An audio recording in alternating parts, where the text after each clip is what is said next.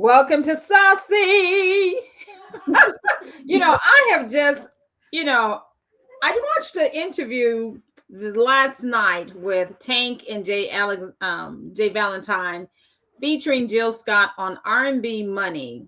And Mm. one of the things that I want to say about that interview as I kick off this Saucy podcast episode is the fact that Jill really has created a life and career based on doing things that feel good. That was one of the things that was my biggest takeaway from that interview. And I'm saying all that to say, for those who know, I have just impromptu relaunched Saucy the podcast after 5 or 6 years. And hey, I'm just gonna keep it going in 2026. We're gonna just see how far we go with this. And I am so grateful that my girl, one of my filmmaking sisters, decided to just jump into this double Dutch flow that I'm in and doing episode number 2 of Saucy. Kimel Fryer. Hey, What's up, Camille? hey, what's up? How are you? Girl, honey, it's 2026, and you are definitely somebody that I know we can have a good conversation each time we do get together. We don't get together all the time, ladies and gentlemen, but when we do, it's always a vibe. And we So, talk forever. yeah, We do talk forever. yes, and that's probably why we have to space it out. But I would Mhm. like for us to just chat because we haven't caught up. Right. It's been a minute. So this is going to be kind of personal, ladies and gentlemen. Now, of course, we'll probably have to do some things offline, but I just want to find out, first of all, Happy New Year. First of all, let me say that. Yeah. Happy New Year. Happy New Year. Glad to And be here. wow, what a year so far. I know, 6 days in. 6 days in. Do you hear me? And the first full week of this year has a lot has happened. But Mhm. I don't want to talk about the headline news. I want to talk about something that we are passionate about, and that is all things Hollywood, all things film, all things creative. And with that being said, I guess for those who may not know who you are, just kind of give them a little bio on who you are, Camille, because of course we can brag and do the long bio, but I think for this, you can just do a little, self bio. Okay. My name's Kimel Fryer. Born and raised from West Tennessee, from Memphis, and the short and skinny of it. I have a law and business background. However, I love film. I love being a creative. Started writing in 2015, and I've directed, shot my first short film in 2021. Mm-hmm. Produced a feature film called my short film is called short film is called Something's Off. My feature film that I produced is called Life Ain't Like the Movies. Which is on Tubi and Amazon, right? It Prime. is on Tubi and Amazon. Yep. And then in 2022, I became the executive director of Indie Memphis, and which has had a film festival in Memphis for a long time. Long time, yeah. Yep, for over 20, Yeah. 25 years. I think we got to 27. And Mhm. then I left in April of 25. And so now I'm focused on pushing my personal stories again. And it's very exciting. Ooh, that's good. It's a little nerve-wracking because some things have changed, Yeah. since I first started doing it. And a lot has changed since the pandemic. Yeah. How Yeah. we connect to each other as creatives. So much has changed. But it's very exciting. It's almost like refinding your voice, Yes. because I stopped writing for about 2-3 years. I hadn't really created my own stuff. So now I took a decolonization class. Shout out to Black Maria Micro Cinema. She is a woman who is extremely brilliant. Where's she based out of? She's based in San Francisco Bay Area, Okay. and so she actually has a micro cinema. And right now They are working through the program Black Film Protest. Mm-hmm. And I mean, it's just phenomenal work. I took her decolonization class. Okay, now you know you got to pause because you dropping some stuff for me. What's a Oh, decolonization? Now I know what the word means, but within the scope of within film. the scope of film. So to also focus, because I know I've said a whole lot of things, right? No. This is good. This is good. But I love to write. That's what my And I passion want to say is. shout out to you. You got a good 10 years in, and you've done quite a bit within that decade. So shout out to you, girl. Thank you. Thank you. But yeah, so I love to write, and there are and specifically I love to write. I love to write and I love to watch horror films. Oh wow. And I've always had to kind of look outside of horror films, because in a lot of my stories feature us, right? My stories feature real situations I have been in and things of that nature. However, I have found that a lot of horror films on the Western Hemisphere are told from a white lens. So, Right. Which is why everybody just fell in love with what Jordan Peele was doing, yeah, because he started centering horror stories within the Black experience. exactly. And so, um, and so, and I will say this, Jordan Peele, I love Jordan Peele. I Not just do I love him for that, I love him for bringing a subset of horror, which is my favorite, psychological horror. Yes. Like, that is a subgenre of horror that is my favorite. When we talk about Alfred Hitchcock, like, Yes. And you Twilight know, Zone, that kind of stuff. exactly, Yes. like, people always call him like the godfather of horror, but he was a masterminded psychological horror, and that is my favorite. Like, when you have to leave a film and you're kind of nervous, like, well, this isn't going to happen to me, right? Like, Honey, let me tell you, to like, this day, I it's, love it. it's all about the shower curtain for me. I'm still stuck Woo, on that. woo. I will do clear shower curtains because of that. Okay. Oh man, I I mean, want to see them coming. I want to see them so many coming. people. Okay. You Oh know, my God. my mom is scarred from birds. She's Honestly, that was another one I was about to say. Birds love it. too. Don't I let too many love birds it. start gathering in a tree, honey. Oh yeah. Okay, they're talking to each other and they finna swoop. That's all I know. But even like, I mean, I could go on and on and on. But I'll say this: like, when it comes to even like his Alfred Hitchcock's first film, was basically his version of Jack the Ripper.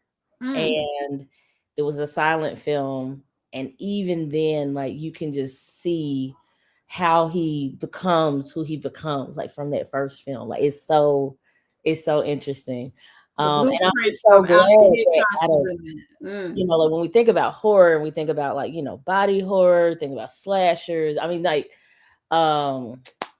you know, Honestly, Camille, when I think of horror, true I'm enough, slashers are part of that. But mhm. I grew up dating myself. Happy birthday to me. I just turned a big 60.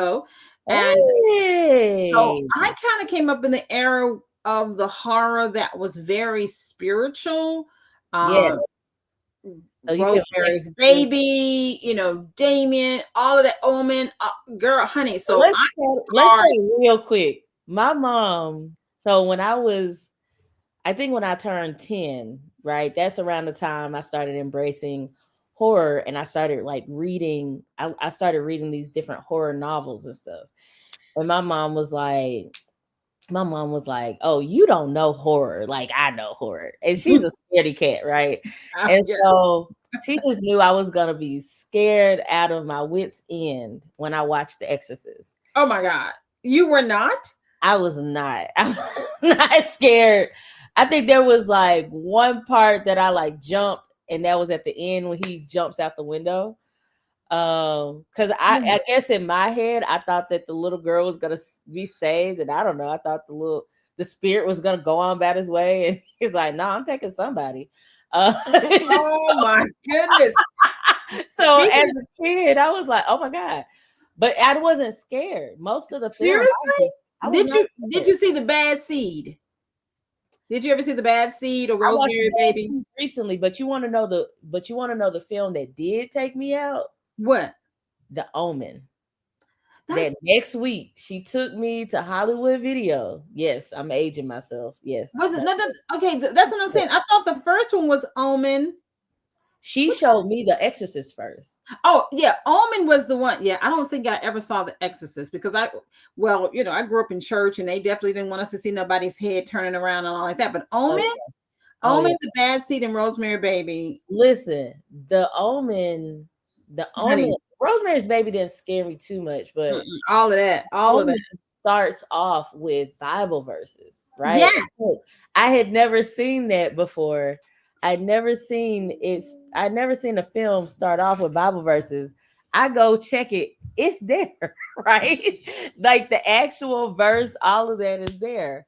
And the film itself, I think, benefited from not doing too much, unlike its remake. I felt like the remake of The Omen did um did a bit too much or tried to be a little too technical, and so you yeah. lost some of that scare element with the remake that had Julia Stiles in it.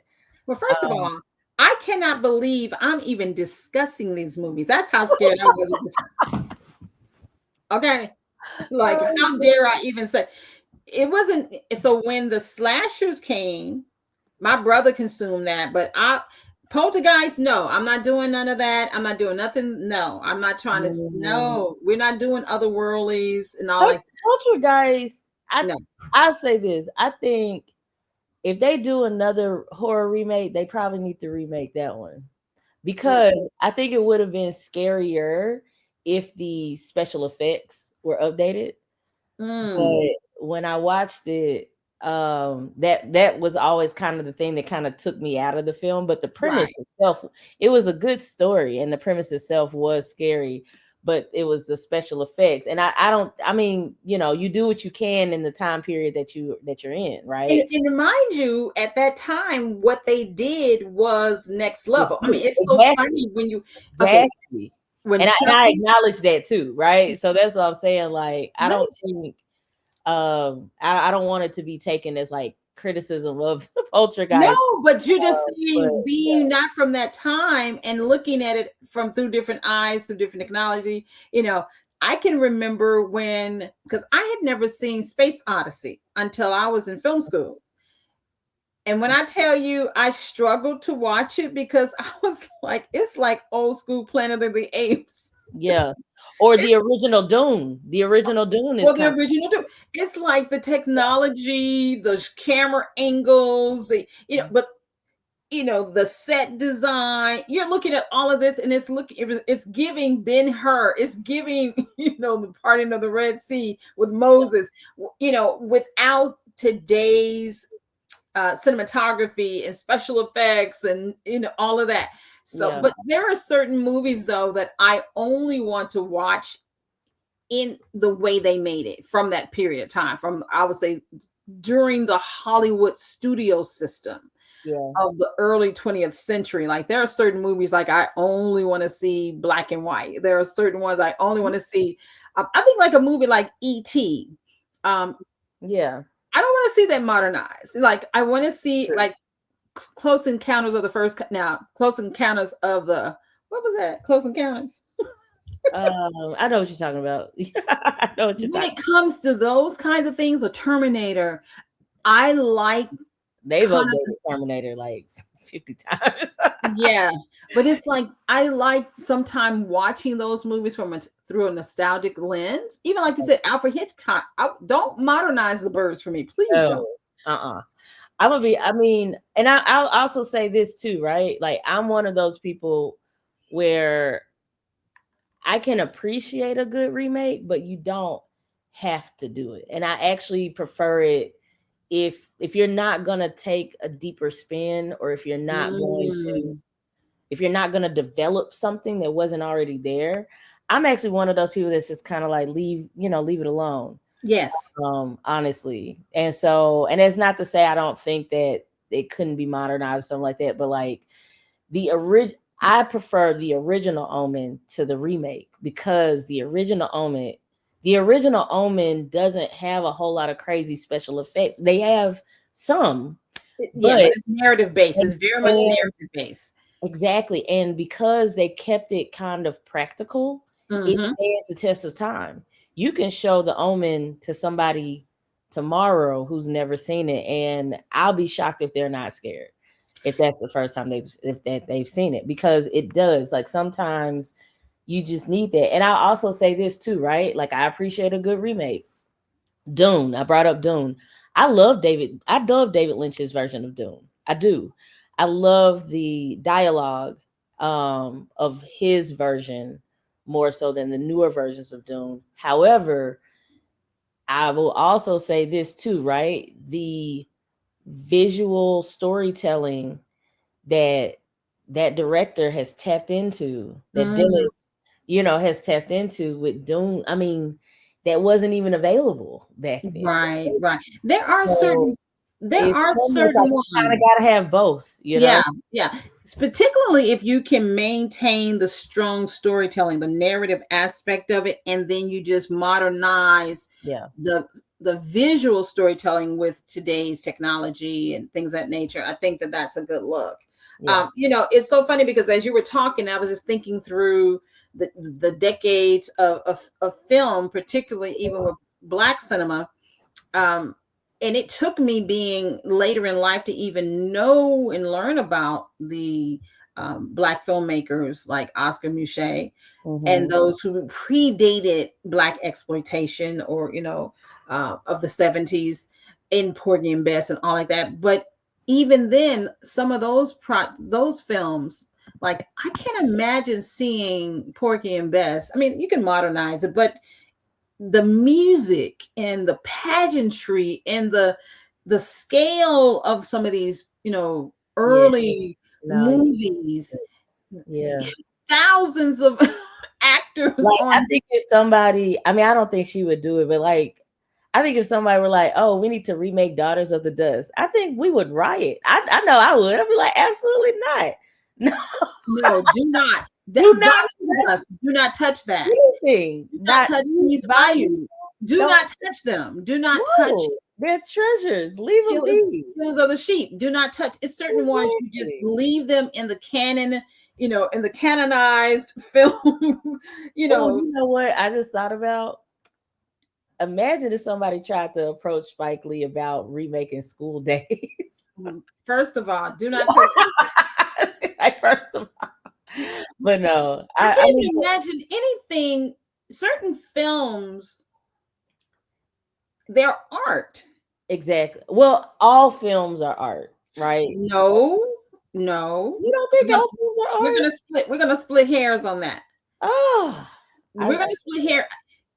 I look See, at film as see, an there art to form. me, there is levels to visual storytelling, I and can I agree with guess that. huh?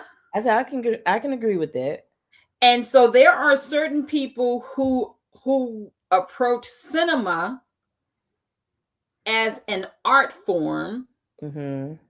and they create one of a kind pieces.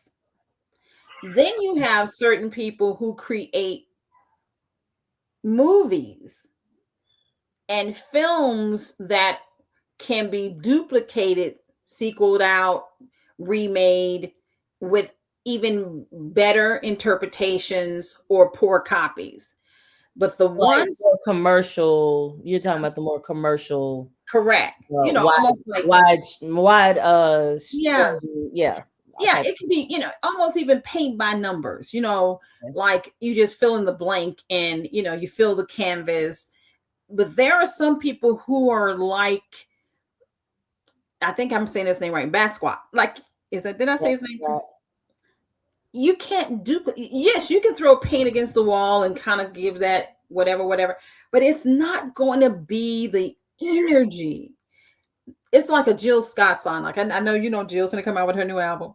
Mm-hmm. And I, in that same interview I was talking about at the top of the show, when she was sharing in that particular interview about her songwriting process, it is so intuitive and spiritual that yes, a lot of us can write a great song, get it on the records, chart it, all the things, but it still won't be a Jill Scott song, even if it's in the same vein. You can go on Suno right now. Okay, give me a song that sounds like Jill Scott. Oh, But it won't, but that's what I mean by I think okay. Well, and I guess like when we're talking about films too, I want to be clear. I'm not talking about like the word that content that's thrown around, Oh right? my, yeah, It's which is not. part of the visual storytelling that people are doing.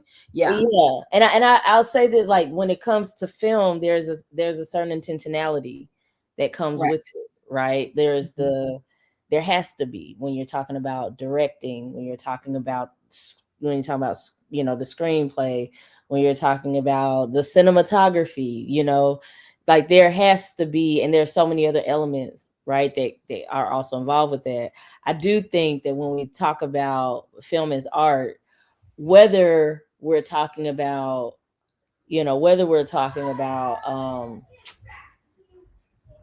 oof, like a Spike Lee, Ava DuVernay, or whether we're Yes. talking about Jordan Peele, or whether we're talking about I don't even know who I would compare. Who would I say? Like Julie Dash. I mean, Julie. Come on now, it's Julie. It's a But certain like, people. Yeah, okay, like, or when we're talking about Cassie Lemons. I'll say, okay, Will Packer is known Okay. for Yes. more commercially, widespread films and stuff like that, right? There's still, even though his films might be more geared towards wider audiences, there's still a certain intentionality, right, when it comes to films, regardless of the genre, regardless of what it was shot on, stuff like that. Like there's a certain intentionality that comes with film that doesn't come with content. Here And I it think is. that I struggle with there's some conflation sometimes of the two. And I don't want to be that snob, right? I don't want to be that person that's like, I was no, about to say that. because you There is want people to be curious, you want people to tap into visual storytelling and whatever access they can, but also understand, yeah, there when it comes to making a film, there's a level of intentionality, and it doesn't mean that you have to have $1 million, right, to pull it off, but it does mean that you have to think about those elements. here it is. I think okay, let's take it back to the fact that you yourself have come from a different sector, law and business, and yet your love of writing showed up a decade ago, and you've been disciplined in your approach of studying film and movie making to the point that you ended up heading a film festival. And the reason I'm about to bring that in, because I know that when it came to vetting and screening movies for selecting at a film festival for exhibition, you see all of those different level. Okay, now how do I want to say this? You see the various levels of intentionality that comes in the filmmaking process. And I know that there are people who have submitted projects to you who probably intended well, but they didn't execute well, where someone else was more deliberate and it shows up in the finished product. Yes. And I will say this too, right? Like when I was at Indie Memphis, right, the programming team and how the programming team was structured handled those very well. And every now and then they would ask my opinion, but for the most part, we had well documented screeners, stuff like we had programmers, we had the AD, artistic director, and we also had managers, like programming managers, stuff like that.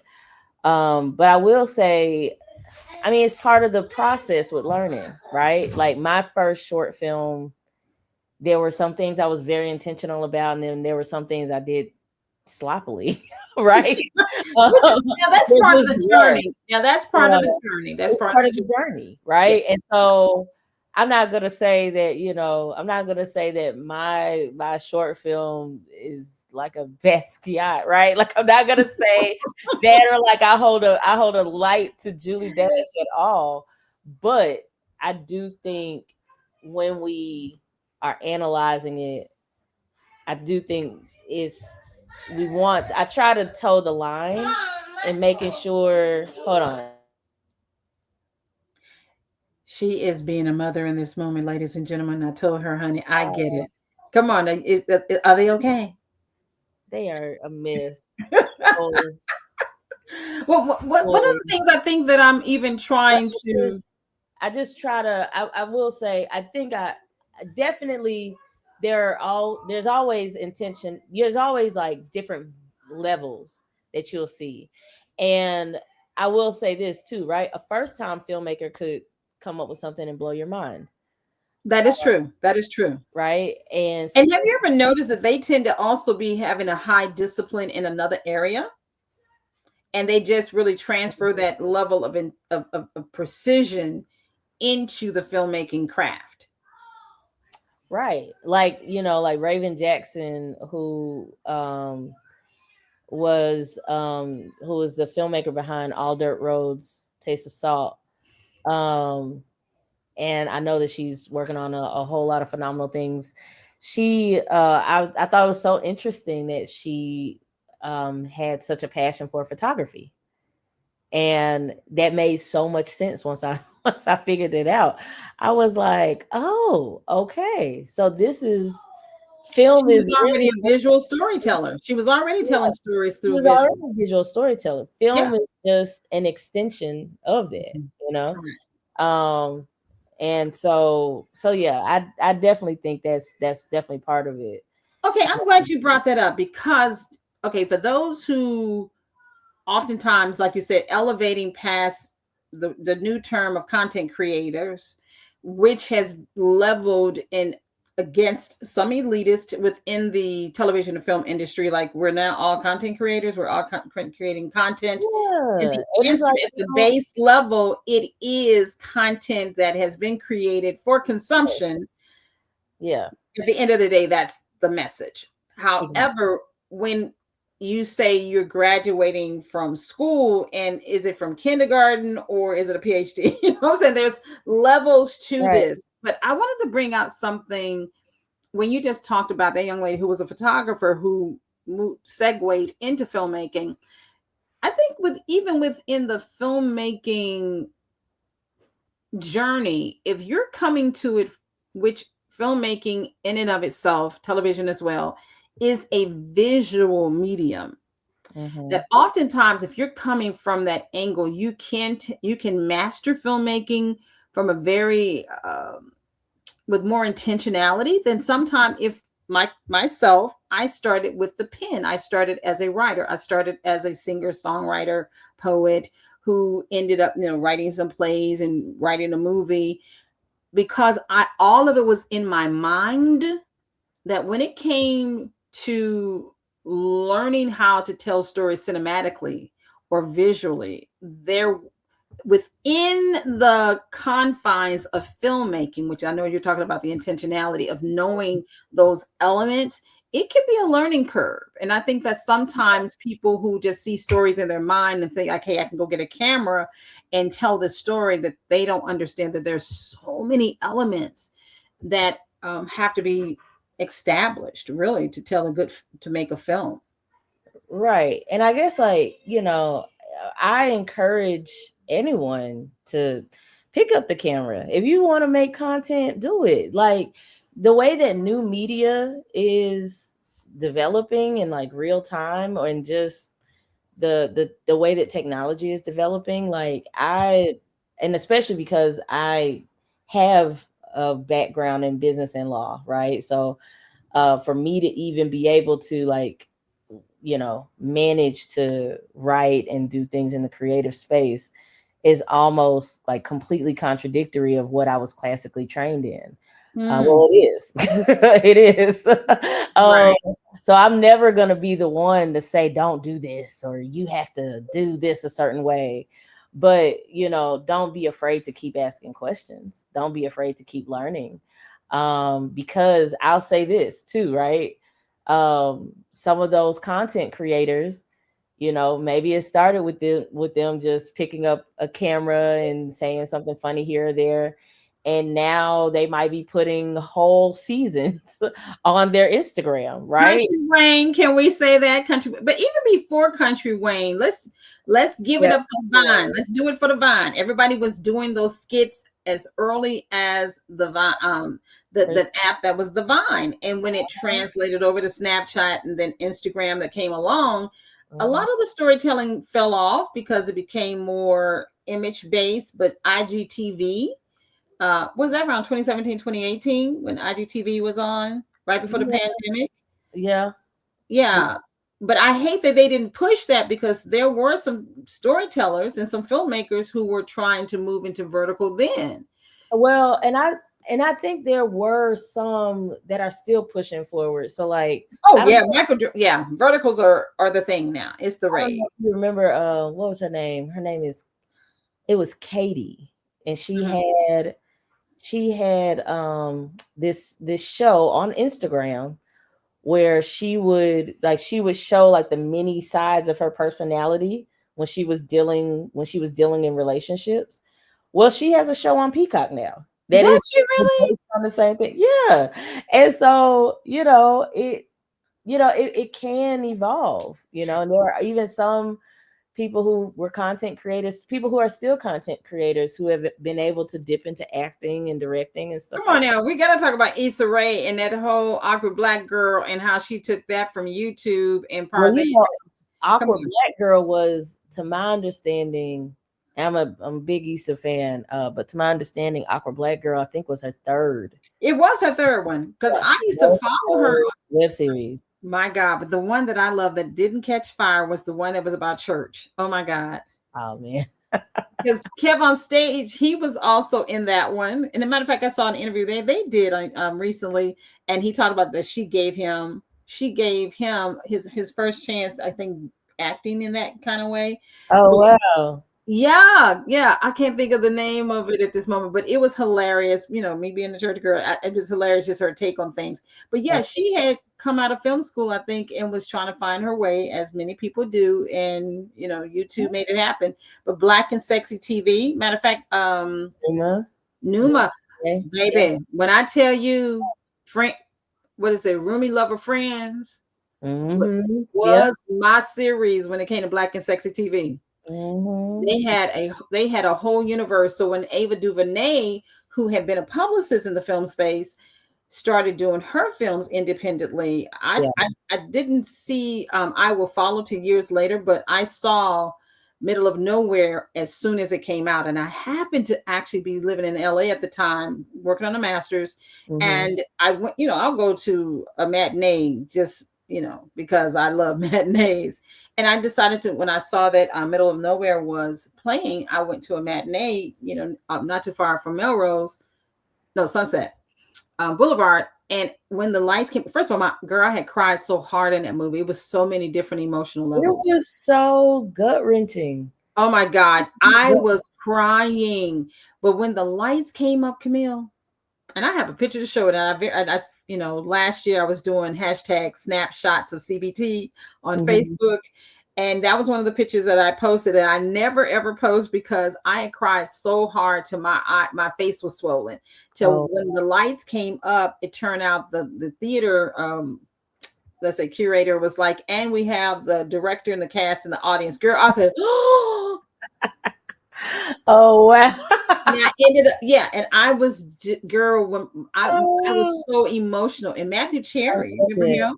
Matthew Cherry was and he was hot on Twitter. It was quite a few of us when Twitter was Twitter back in, Black Twitter. It's still Twitter. Her mama called it Twitter. I'm calling it Twitter. Yeah. So when Black Twitter was ruling, when Black Twitter was ruling in the early, in the early.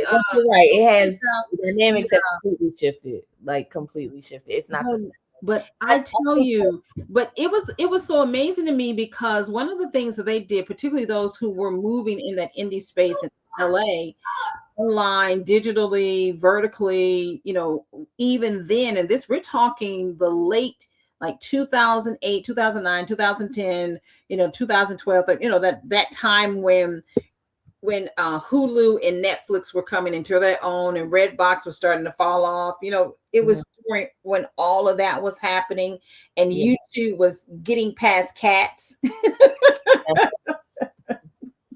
Because cats ruled, honey. Cats used to rule YouTube. They did. Remember how that was happening. So even like you said, right, pre-pandemic, when the Vine had caved in and you had Instagram before TikTok came on the scene and IGTV was in place, and then the pandemic hit. But can we give a shout out to the American precursor to the vertical microdrama movement? And can we say Quibi? Yeah, Quibi. Although there was a black woman, there's a black woman on Instagram who said that she was posting vertical dramas. For Quibi. Oh yeah, it was a lot of see that most people don't understand vertical dramas, and those things have been around as soon as verticals came into play. The difference between the vertical dramas of that young lady and like Country Wayne, who's been doing it since right before the pandemic, because that's how he said he saved his family and all the things because he did verticals.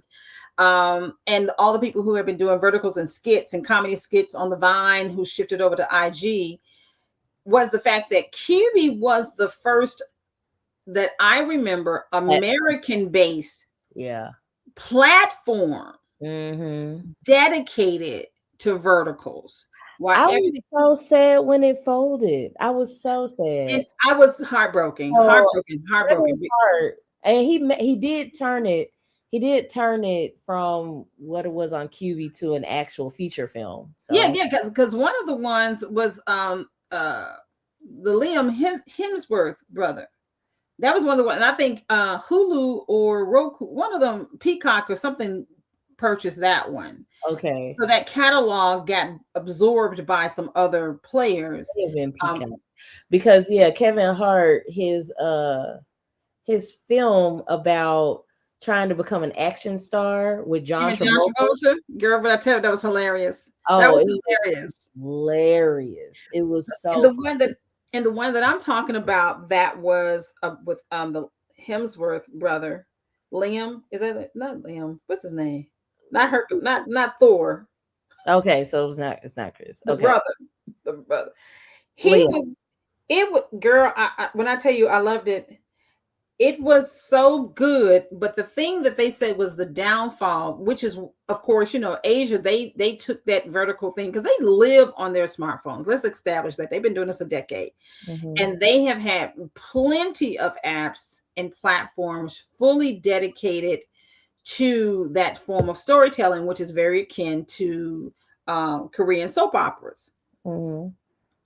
But the difference between Quibi is that Quibi was paying Hollywood money. Oh, got you. They were investing the same amount of money that you would put into a feature film. That was the reason Yeah. But for vertical to succeed, what the Korean, I'll put like this, Real Short, Drama Box, all of them have learned is you really have to make it like a soap opera, a cheesy soap opera with a cliffhanger. It is a form of storytelling. It is very akin to daytime soap operas, the kind of stuff that Tyler Perry does, because he's very episodic with those high dramas, cliffhangers. I mean, you just have to write it in a style that fits the format. It has to be bite-sized. It has to be 60 to 30 seconds. I mean, 60 to 90 seconds. Of course, you can go longer, but typically the way people engage with smart devices, they're not sitting there, on the go like that. I even got I got Drama Box on my phone right now. And a lot of times I'm like, sometimes I just want a cheesy storyline, but I've been studying it though a little bit more now because Do you ever have you got sucked into the melodramas, to the, or they call it the microdramas? Have you ever got? Not too much. I saw that because I was addicted I was addicted to Quibi. I love QB. And then when Quibi crashed, I got pulled into, everything else. And so I have been noticing there are some that are coming, that are, it's gaining popularity. And even my mom is addicted to one, but that one comes on Facebook. But like every time it drops, she is like, "Oh my God, I got to watch my stories." I was like, "Oh my God." And that's what, because Facebook is the reason I got addicted to Drama Box, because Real Short is Asian based, and there's a couple other ones like that, but Drama Box kind of has become more, I'll just say, not Asian with some white actors, no black stories yet. And I'd be like, where we at? I'd be looking like, where the black people? But as of right now, we hadn't dedicated an app, because that's the difference. We're on these other platforms. We don't own the platform. Well, of course, fan base, Isaac the Third, he's partnered with a production company out of Atlanta, which of course he's based out of Atlanta, so that they can literally start creating verticals specifically on the fan base platform, because that's the difference. We don't have a app dedicated to that. Oh, okay.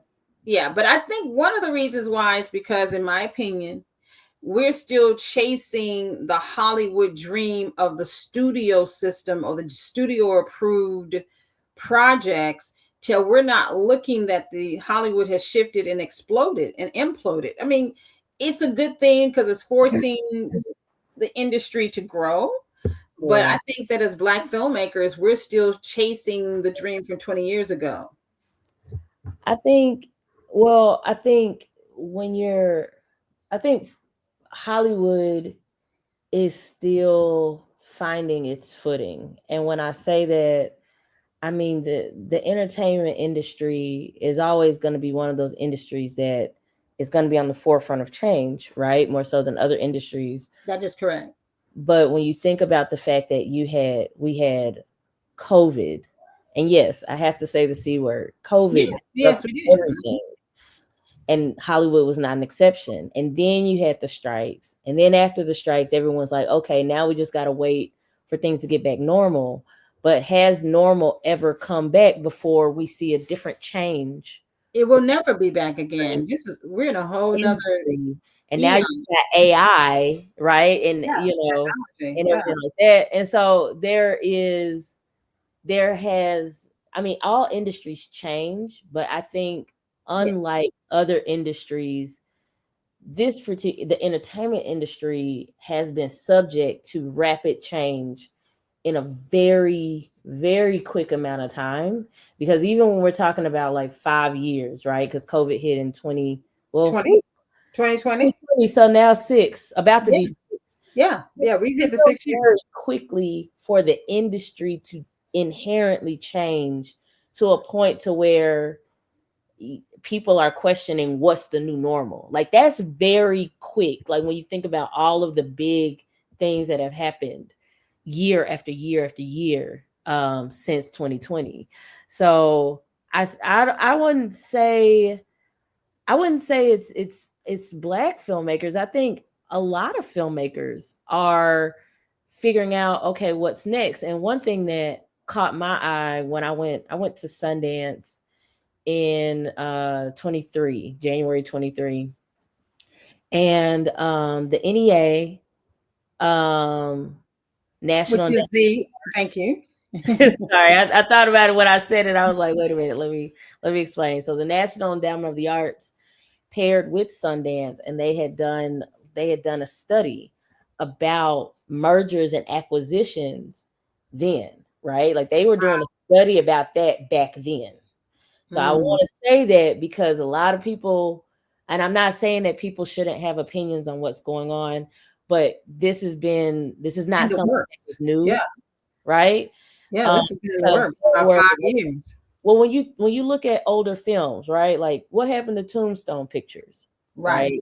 There are so many, and that's just one. There are so many other studios and even like smaller distribution companies. Maybe they weren't as big as Universal, or Warner Brothers or, Disney, but they had a history, right, of making films, distributing them. And because of mergers and acquisitions, it has kind of changed things. Yes. So even back then, there was a study, it's probably still available on the internet. But it was a study talking about like what are things we need to look out for, and how are these mergers and acquisitions, how are they impacting the industry? And one thing that caught my eye with one of those bullet points was, if this trend continues, then filmmakers may end up kind of reverting back to a more independent model of filmmaking. Yes, that's exactly where we are. That's where we are. Yep. This is taking us back to the 80s. It's really taking us back to the 80s, late 70s, early 80s. Yeah. And even the 90s, when you think about it, like the guerrilla type of filmmaking where you are, listen, I'm going to make this film by any means possible, right? Yeah.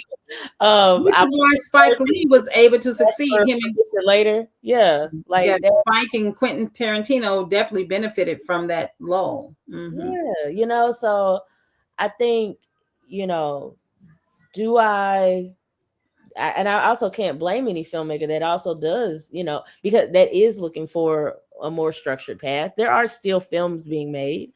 There are going to always be films being made. My point is that we're still looking for the studio system, which is collapsing, to give us the license to become filmmakers. I would argue that I know more Black creators that are not looking for that, because maybe it's generational then. Yeah, I would say this, right? I think more young filmmakers, I would say definitely Black creatives that have historically not been right in that studio system. I've seen more of them pivoting quickly. Yeah, they do pivot quickly. That is true. Yeah, because you can't miss what you never had, right? if you didn't have a deal with these studios, if you didn't have a deal with the streamers anyway, you can still hope for it, you can still strive for it, but are you gonna be upset when it doesn't come through? No, because you're gonna probably pivot yourself. And I see a lot of Black creatives positioning themselves that way, to make their film, to make their content, to make their podcast regardless, because they said that anyway. I think too, because when I just said generationally, it is a generational line. There are a lot of people above the age of, I'll say 40. I'm not even going to say below 40 and above. There is a high level of resentment that either they didn't get in the door in time, or that the door shut on them as soon as they got in, and the opportunities that they did receive did not measure up to which had been given prior to. Interesting. Yeah. So to be able to say, I have to now give up an ideology of how I was going to be seen as a filmmaker or a screenwriter or television executive or whatever it is within the industry, music, whatever, and it's no longer sanctioned by the system, whether that's music, television, film, fashion, sports. It's but then there are those who have been artists at heart, who will just take a can of paint and do it regardless, and they're the forever youngs who never, I guess, they were going to create regardless. They didn't need that is true. I could see that. I could definitely see that. So I would like your opinion then, since we are talking about Black filmmakers, and I take your point. I take your point about there are a lot of Black creators who are getting it done, and they're getting it done very well. But how many of those do you think are getting it done because they also went to film school and they got six-figure debt? Right. I mean, that's a good question.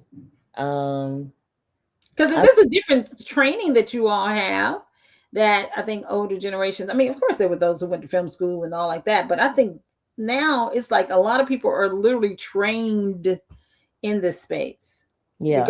regardless of their racial identity. It's a lot of people who went to film school or some form of formal training. Right. And there's more knowledge that's accessible, That is true.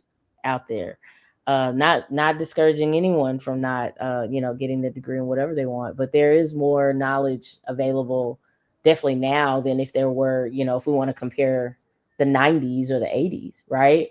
Mhm. So I think that I will say one thing too. I think people are, I think what I have seen is that you have people figuring out ways to make their films, but even like those with traditional film backgrounds, like um still utilizing those skills, but Mhm. do those skills also help in other ways? Like I think it was oh, what's her name? Because I'm thinking about it now, I'm like, what's her name?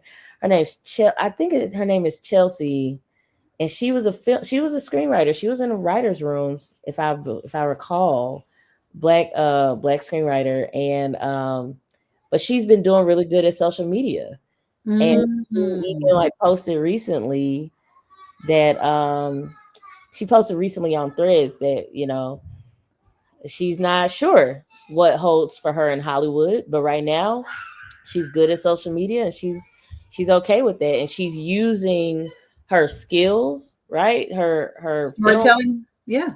using her storytelling to push forward, not necessarily the Hollywood model, but pushing forward the scripts and things that she wants to help produce, right? So she's might be, you know, what does that look like? She's still figuring it out.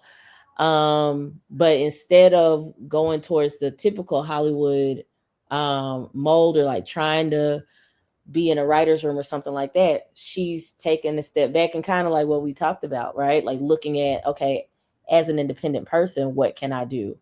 Even if these skills are not necessarily the skills that are putting money on the table, right? Can I use these skills in other ways? So I it's just saw a LinkedIn post about corporate America looking for storytellers from this industry because they need storytellers, and they literally are pitching them for storytellers, brand strategists, because they want to be able to effectively create narratives that have human connection. And mm, true enough, poets, screenwriters, TV writers, we know how to, songwriters, we know how to pull heartstrings. We know how to do it. Ah, that's and now interesting because every time I log on LinkedIn, it's something about AI taking jobs. So I wish I would have come wait across a that minute. The post. reason That's why so much, this, that's so much oh my lighter. God, this is so good. Okay, So much lighter. the article that I was reading was about, okay, I think it was a Wall Street Journal, Okay. or it was either Wall Street Journal or Washington Post, one of those.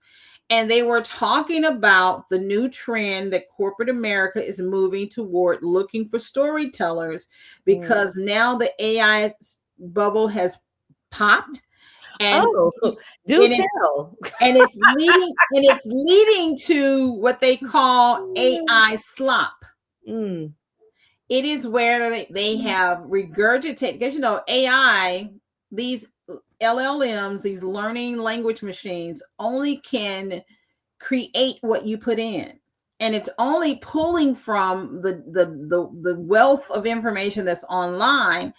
And highly creative people are not just dumping their content online to train AI. so so the average person is really the only thing that's feeding it. So what they've learned is that the narratives and the human connection that they need for customers, for brands, it's not happening because the AI content doesn't have that, the Oh, secret because sauce. a non-human, because we try to use a non-human. And To I say this too, right? I'm not inherently against AI. I do think that there's a bit too much dependence on it. Yes, yes, I don't necessarily agree with all the ways that it's like I think there's some good that could be done, it's a tool. tool. It should be used as a tool. Like a tool. Like people using it to replace their brains. It's like, what in the world? What are we coming to? Yeah. Or Yeah. trying to replace, or trying to replace creatives. If I see another AI photo, Okay, then let me tell you, because I don't. That was one of the things that came. I keep referencing that interview because it was so powerful. Because they were talking about Jill Scott's approach to songwriting and how that conversation came up when Tank and Jay Valentine was on the Breakfast Club, and they talked about AI in the music industry, and they were like, "Okay, let them do what they do." And Jill said, "Some of the music sounds good. A lot of it just sounds," and that's what they said. That's what it does. It sounds perfect. Where when it comes to artistry, which is why I'm going back to art, film, movie, cinema, it's the human imperfection. It's the flaw of humanity when you have to dwell in a story that pulls the heartstring. So if you have it too slick and polished, if you have it too, it's almost like animation. Yeah.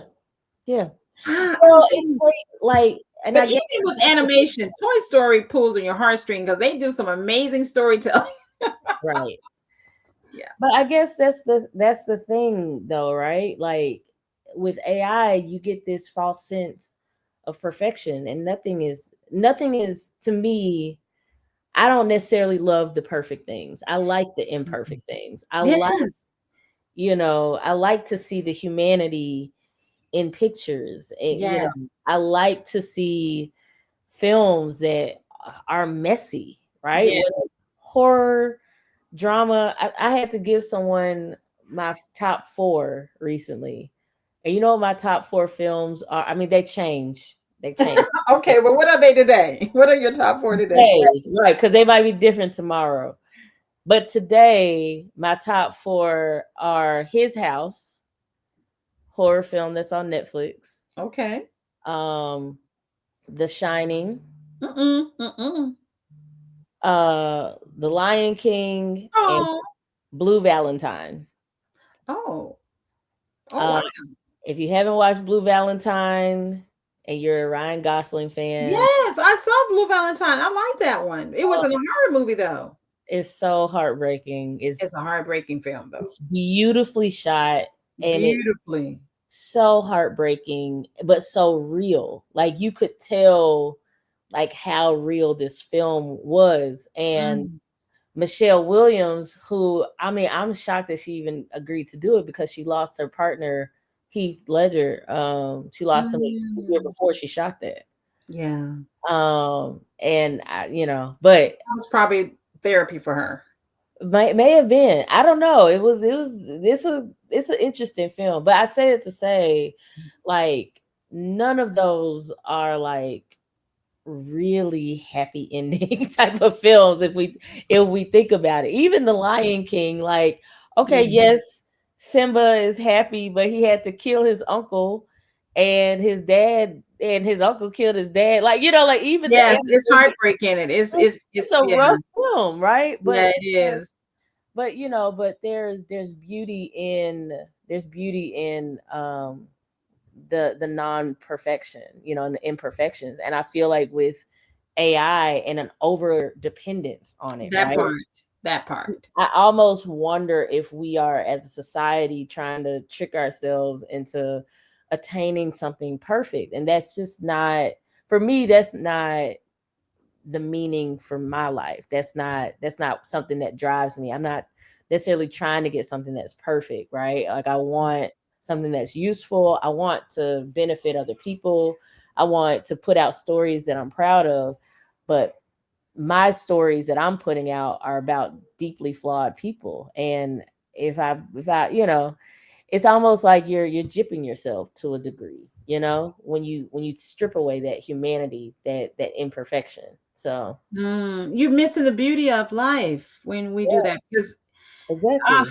And I do understand that there's a polarization that's happening in the world, and part of that is the need to come across as flawless, and then there's another part of us that is like, I just want to. I think Kendrick Lamar, and I thought it was hilarious because when he a couple of years ago he had a song about he wanted to see the stretch marks. Yes. Because there is a level of when it's too perfect, like we're talking about with the AI photos or even the songs where it's just so perfect. And the humanity is the frailty of us that Mhm. if you allow it to shine through, therein lies the beauty. Speaking about the top four, and I think I'm gonna do four, may have five, but let me tell you about the movies. When you talked about yours, I think it also lends to what type of stories you and I both like to tell. My number one movie is Love Jones. For all the reasons, Oh, all the yeah. reasons, all the reasons. I'm a poet. I'm a singer. I'm Mhm. a hopeless romantic, and I love Black love. And to put it Yeah. in a poetry setting, come on, all the things. It's Okay, Chicago. and it's photography. Come on, and it was shot beautifully, written well. It was such a love letter to Chicago and Oh, Chicago art. I mean, even the art scene. It was a love letter to yeah, anywhere Black art is represented and appreciated. And I think that's why it resonated across the country, because we always have these enclave of Black artists who yeah, sometimes feel like they're not seen. yeah, And that beauty, in the beauty of that, they captured it beautifully. And I love that movie. Another one was really Poetic Justice. And most people don't. mm, Poetic Justice and Jason's Lyric, but Jason's Lyric even more. So I would say Love Jones, then Jason's Lyric. And what I loved about Jason's Lyric, which of course Alan Payne, Jada Pinkett, was really Lisa Nicole Carson's character. She oh, was okay. she was in love. She was dating Tretch's character, and there's the imperfection of their relationship, just opposed to against the budding new love of Jada and Alan Payne's character. To Yeah, me, Jason's Lyric was, of course, the main characters, but it's like a musician. It's the darker chords that carry the lighter chords. And it was the secondary love relationship to me that was like the baseline of that movie. And I'll never forget when she was when Jada's character was sharing with Lisa Nicole Carson's character about their love experience. And she said, she was cooning and moaning with she wanted that. And then mm, Trish just rolls up in a hoopty or whatever like that. And she said, love. And she said, love calls. I will never forget that line, mm, because it was the total opposite of the softness that yeah, Alan Payne was showing Jada's character. But she was more entrenched and anchored in a long-term relationship with this rougher element. yeah. I loved that part of that movie, but that those two were love calls. Another movie that always spoke to me that really made me want to begin to be a filmmaker was October Sky. Oh, yeah, that's a nice one. Yeah, I would cry in that movie because I'm like, everybody has a dream that's out of this world. Everybody has a dream that's out of this world. And even when the minds are calling you, like the thing that everybody has committed their life to, even died because of, yeah. you can still have your dream that's beyond the sky. October Sky. I cried about the little boys. And then the other one that made me want to be a actual show enough script writer was Book of Eli. Now I don't seen 100 Interesting. Denzel Washington movies.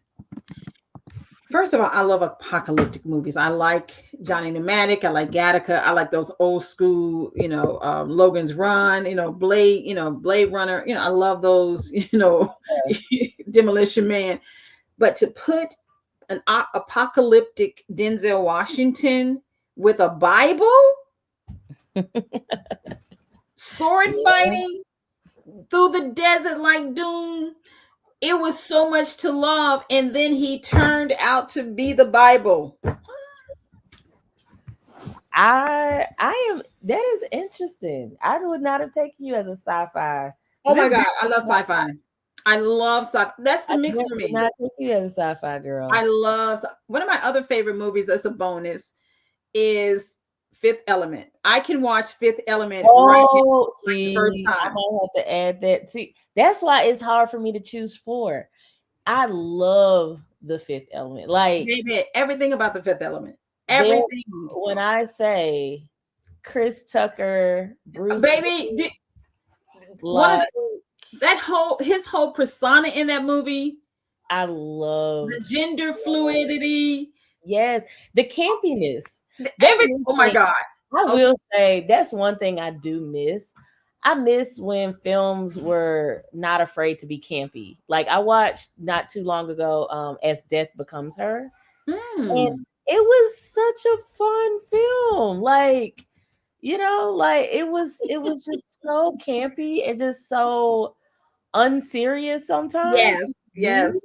Meryl Girl, Streep is, I mean, I'm like, okay, what can this woman not do? What can she not do? which I think is why some of us have leaned into streaming platforms, because they do provide you more, even if it's not domestic. There are filmmakers and TV makers and content creators and visual storytellers across the world who will go campy without an apology. Oh yeah. Oh, and not even just that, when it comes to what's trending in theaters, people are Yes. showing up to the older films, the campy films. They're showing up to those. Mhm. The new box office, the new films that are like just hitting the box office are not the I won't say they're not the ones that make money, but it's just not as much of a sure thing Mhm. versus an older film that maybe some generations haven't seen on the big screen and they do want to see it, right? So, I you can't know, say that the last 10, if not 20 years, it was definitely the revenge of the nerds. Hollywood was controlled by the nerds. Every comic book they ever read, every toy they ever played, every video game they ever loved, and it was yes, but let's think about it though. how, Okay, let's think about it. now I'm not mad at it now, but But I'm saying Hollywood was definitely a revenge of the nerds. yes, They got the girl at the end. but they also weren't like previous comic films too. So like when you think about like Batman, okay, think That's about a nerd. Michael That was a Keaton nerd. That Batman. was the nerdy geeky guy who collected No, comic no, books. no. Think about Michael Keaton Batman versus Christian Bale Batman. Like let's think Ah, about first of those all, two. And mind you, Michael Keaton, like we're talking about the era where you had Danny DeVito as the Penguin. I'm gonna tell you that was Catwoman. not, and Jack Nicholson as Those were Joker. some good films. Yes. Yeah, they were campy, but they were good, and it's very interesting. Anyone listening to this, you should watch them now. Those films are dark. Yes. They're much more Honestly, dark than I thought they were. yes. Honestly, okay. But X-Men is coming out. Christopher Nolan's trilogy is Oh my God. right? Like All of his stuff. All it's of his just stuff. different.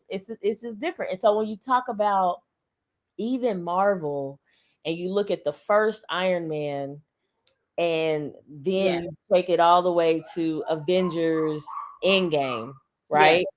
And you Mhm. look at the trajectory of that. Is it nerdy? Sure. Well, But what I a mean is level that Revenge of everybody the can get Nerds. to. What I mean by Revenge of the Nerds is that the nerds made every movie of every character and every toy that they loved. I can see that. I can argue with That's that. who ran Hollywood. If it was a game that they played in the arcade, they made a movie about it. If it's G.I. Joe, they made a movie about it. If it was they made a movie about their childhood. Interesting. Yes. And now I'm looking for the sci-fi people to come back so I can have Fifth Element again, because honestly, those from the late 70s to the early 90s, a little bit of 2000, we had all these sci-fi movies. Gattaca. I want all of the genres back. I want sci-fi. I'm a big horror girly. Horror has had a good year. Y'all been having a good 5 years, really. Very true. And I hope we continue. I hope we continue. I want to see Sinners bring some real tone. Yes. Well, Yeah, yeah. But I Of mean, course, even yeah. if you weren't a Sinners fan, I Weapons am. was good.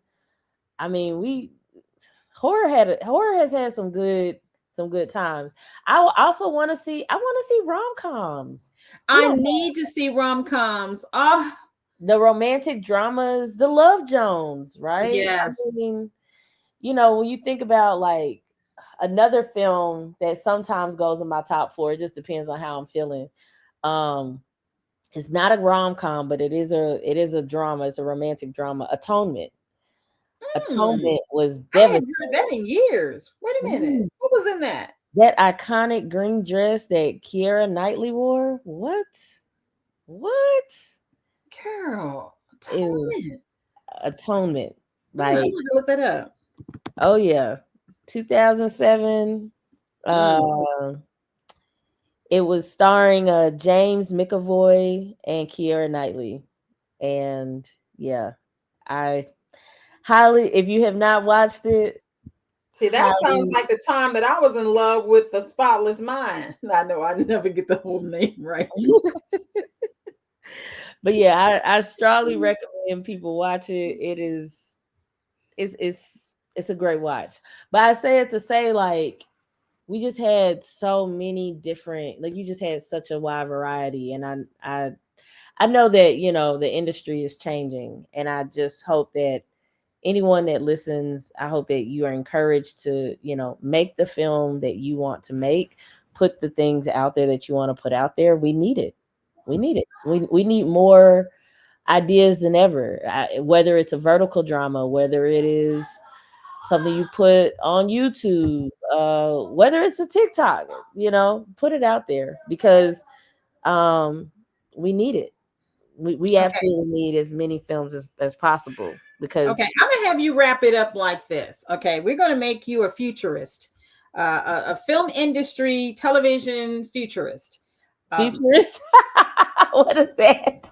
Well, it basically is supposed to be a professional who can look at trends and Oh, okay. project. Yeah, a I futurist. can do I that. love that word. When I learned that word, I was I nerd out over that stuff, so I could actually do that. That would be, yes. Okay. yeah. So for 2026, here we are at the top of 2026. Oh boy.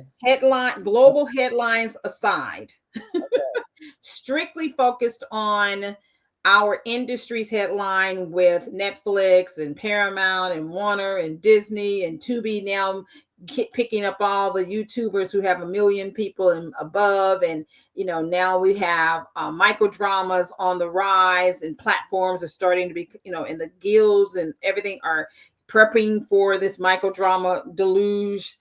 What do you see for 2026 for Hmm. Memphis and beyond? Um, for Memphis, um, I see even more films being made. I know so many filmmakers that are working on uh they're working on films that are finding their path. Um, my friend Sarah Fleming, Princeton, Preston um, James. yep, Princeton James, who just came back from Italy. Yes. Laura Jean, Chris, they just their film premiered at Venice this past year. Oh, good. Oh yeah, I mean, like, there are so many. I know Zaire. I've touched base with her a bit. Zaire Love. I know she's always cooking on something. So I honestly, and if anything, I went to the Like You Film Festival this past fall, and there's so many kids. They're like literal kids excited to make films. So I honestly think we're gonna see more of an uptick for Memphis making films, and I think we're going to see an uptick of Memphis filmmakers figuring out ways to get their films out in the public. Mm. um So regionally, including, everything from 50 being in Louisiana, Cat Williams got a studio standing up in Alabama. Of course, Georgia is going to be finding its way in the Carolinas. So in the broader of Tennessee and Mississippi and all like that. So what do you think for the region for 2026? Regionally, I think Hollywood is shifting. Atlanta has been the Hollywood of the South, and I think we might see more of that love spread Mm. across the region. We know that Disney has taken some of their moves to Europe. And I'll say this: I don't think entertainment. I don't think that Atlanta is not going to have the entertainment industry. That's not what I'm saying.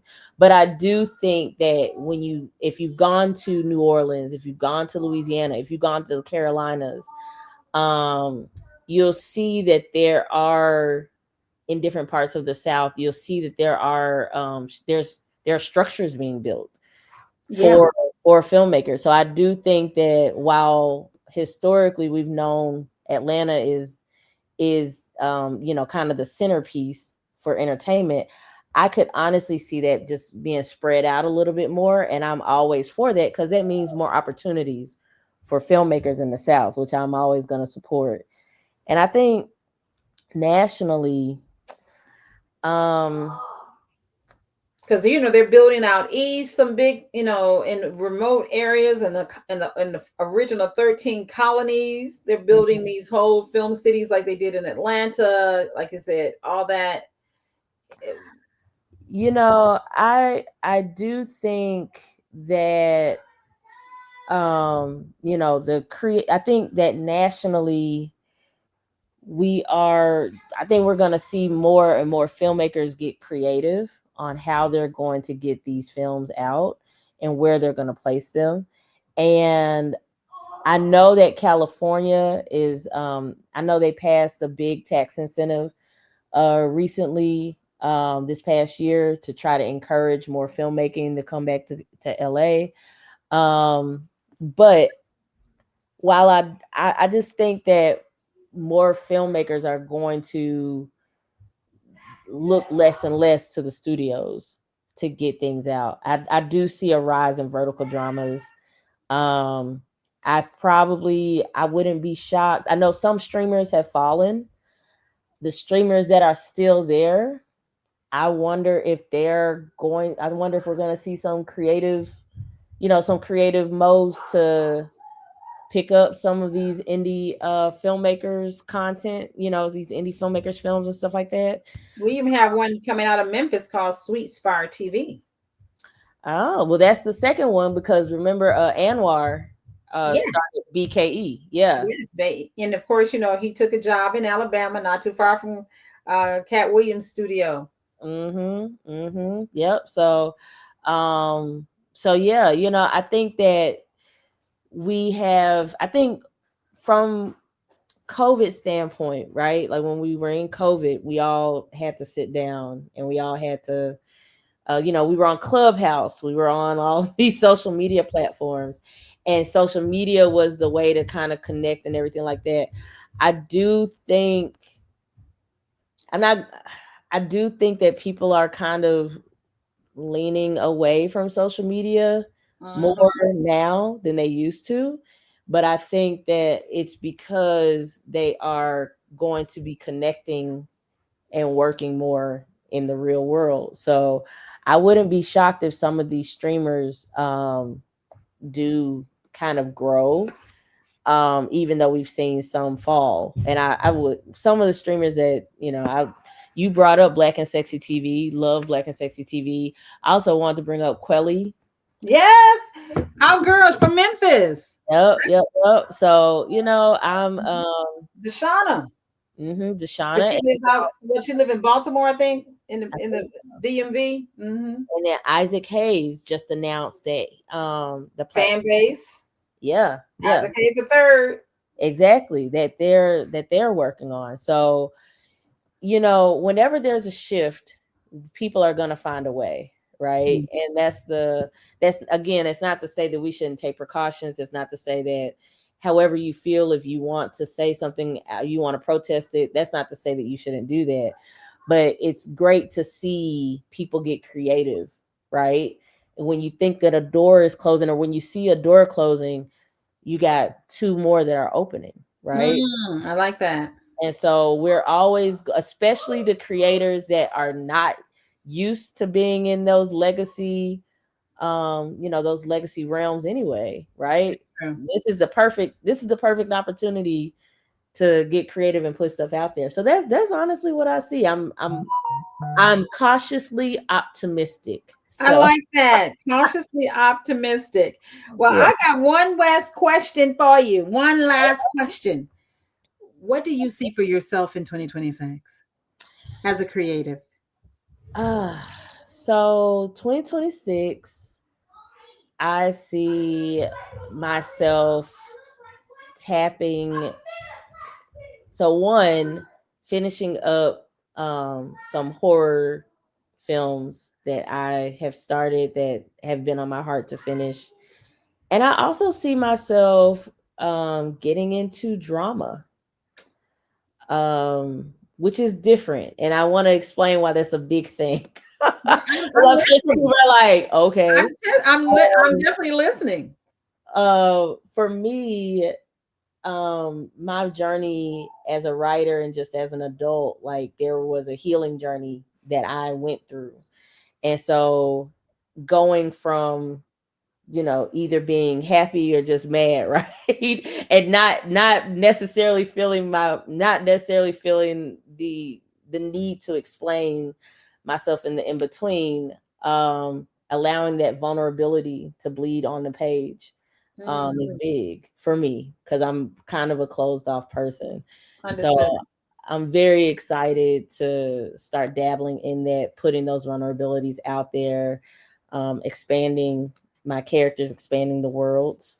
Um, and yeah, I'm very excited. So um and even like some of my horror pieces, the the past 5-10 years have been exciting, right? But they've also been filled with a lot of stories. So I've been really excited to tap back into some of those stories that I put down and really develop those characters to even show like some of those scars that I've worked myself through. So that's what we're working on.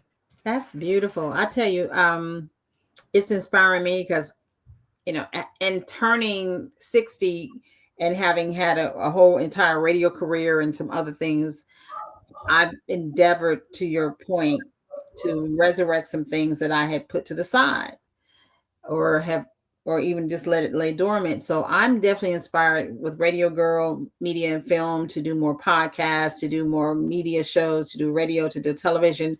But I do want to dabble in micro dramas. When you talk about getting into the dramas, I Yeah. want to dabble in. I think that I would be really good.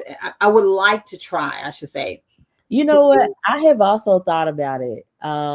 My short film Something's Off dealt with this guy who ends up on a first date after COVID. His first date after COVID is he ends up with a serial killer, Oh my right? goodness! So I I've know. Is always it supposed to be a comedy? Because it's it like is a horror comedy. It's a horror okay, comedy. because it made me laugh. Oh, it's silly. It's got some silly moments for sure. But I have thought about like I have asked myself, could I do a micro drama, like, or could I do like a micro season and like Yeah, kind of doing like where she is now? yeah. Oh Um, my goodness. yeah, I've thought about that. So Yeah, that might also be on my 2026. We'll see. yeah. Okay, well, hey, if you need me for anything, you know where to find me.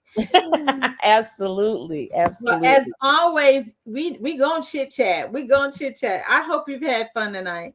I did. I hope you had fun as well. Yes, I did. I did. And of course, for those who want to keep up with you, what's the best way?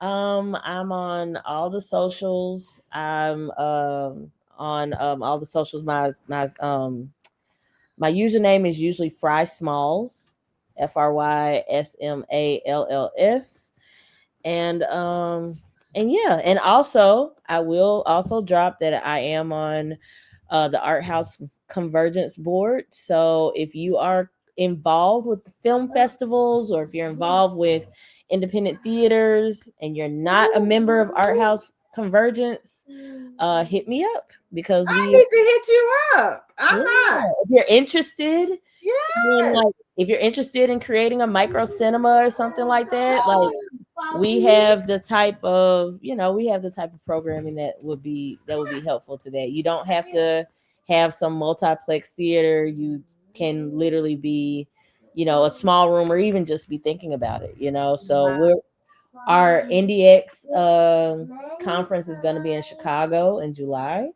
So yeah, just wanted to shout that out, because I'm very proud of the organization and what we've been able to accomplish.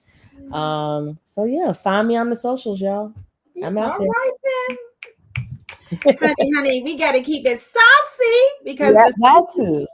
Yes, because the secret sauce is you. All right. Thank y'all for checking us out. Be sure to keep up with my girl. She always be doing big things. I have to keep up with her. Art House, huh? I'm trying to keep up with you. Okay, we'll keep up with each other. How about that? Exactly. All right. Well, hug your boys for me, okay? Okay. Say bye, Cameron. Bye. Bye. Bye.